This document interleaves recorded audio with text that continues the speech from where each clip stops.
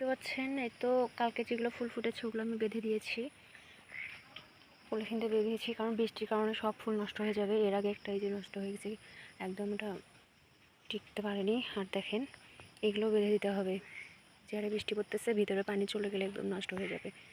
এখনও ভালোভাবে ফুটেনি ড্রাগন ফুল। কি সেন্ট! আজকে ফুটেছে 3টা, নিচে একটি আছে, ওই যে দেখতে পাচ্ছেন। যা সুন্দর দেখতে, কি আর বলবো, অন্যরকম সুন্দর। ইচ্ছে করে সবসময় যদি সামনে এরকম একটা ফুল রাখতে পারতাম, এত সুন্দর।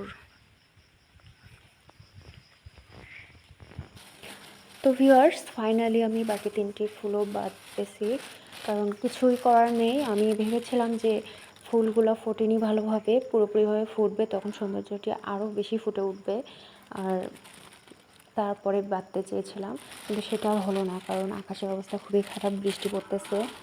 আর ফুলটি যেহেতু ফুটে গেছে, বৃষ্টি পড়লে আমি বাঁধতে যেতে সমস্যা হবে, আর একদম ভিতরে পানি চলে যাবে, আর ফুলটা পচে যাবে, ড্রাগনটা একদম নষ্ট হয়ে যাবে, যার কারণে এখনই আমাকে বাঁধতে হচ্ছে। তবে জায়গা একটু রেখে বেঁধেছি, ওর মধ্যে বাকিটা হলে হবে, জানি না কী হবে। তারপর আল্লাহ ভরসা, আমি জানি না, আমি তো বেঁধে দিলাম, নেক্সট স্টেপ কী হবে আমি সেটাও জানি না, দেখা যাক কী হয়।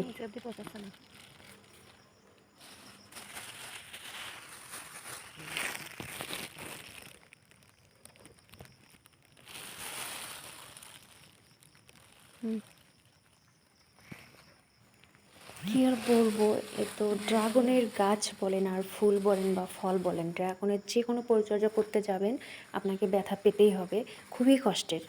এটা পরিচর্যা করা খুবই কষ্টের। আমার এই ফুলগুলা বেঁধে দিতে হাতে অনেক জায়গাতেই আমার কাটা লেগে গেছে, অনেক ব্যথা লেগে গেছে, তো কিছুই করার নেই। তারপরেও না বাঁধলেও সমস্যা, বাঁধতেই হবে।